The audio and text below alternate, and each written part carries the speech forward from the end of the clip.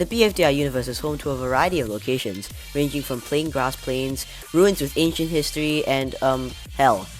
But we need to start thinking about the long term. I want to know how long I, as a human, could survive in these locations. And would they even be good places to live in? I'm gonna cover BFDI's most prominent locations, but if you want me to cover some smaller ones in a future video, please comment below. So let's get started. Goiki is where the majority of BFDI takes place. BFDI and BFDIA take place in South Goiki, whereas BFB and Teapot take place in Northern Goiki. For the sake of this video, we're going to count them as the same location. Now there isn't much to do in South Goiki, but in North Goiki is where things really get interesting. In Northern Goiki, there is of course the hotel. Not only is it a great place to sleep, not only are there 5-star chefs, but there also is a recovery center right outside. Now with this recovery center, we can basically live forever. So not only is this a lovely place to live, we basically get to exist until the heat death of the universe.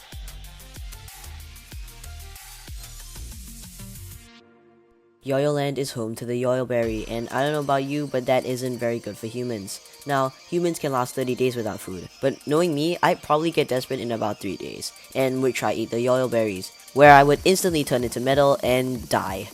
So, I'm gonna give myself 3 days.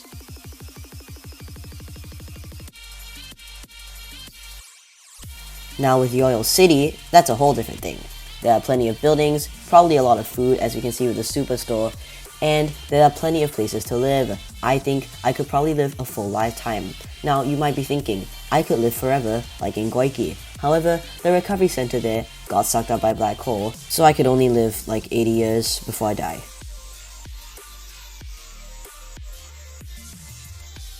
You may think there's no hope for me surviving here. I mean, it's just a bunch of ruins, there's no food source unless you count moss. However, you're forgetting one crucial detail. Yellowface's warehouse. It's just one train ride away, and I can get plenty of things there, which probably includes food. However, this train line is pretty old, and could break down in about 50 years. If in about 50 years my food source gets cut off, I'm only living that amount of time in the Pillory ruins. Still pretty good though.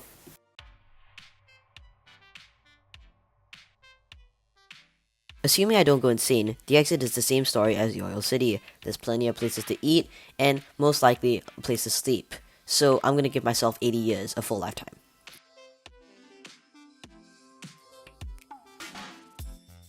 The Evil Forest does not have much unfortunately, and there might not be any hope for us surviving.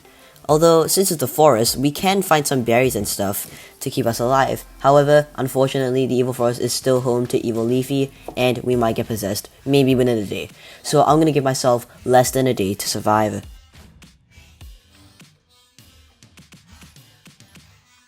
I mean, like, what do you want me to say? It's literally the sun, less than a second. Moving on.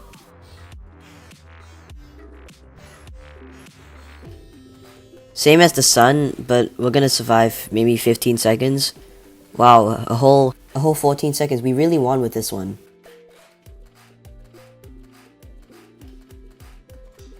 I don't know about you, but I happen to think that deserts are really hot.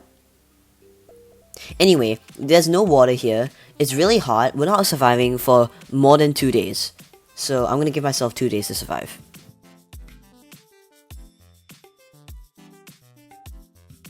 A whole square mile of paradise, 5 casinos, 6 restaurants, and you can also choose who goes in and out. Now, I don't know about you, but this sounds like a paradise. Almost like a dream. A dream on an island.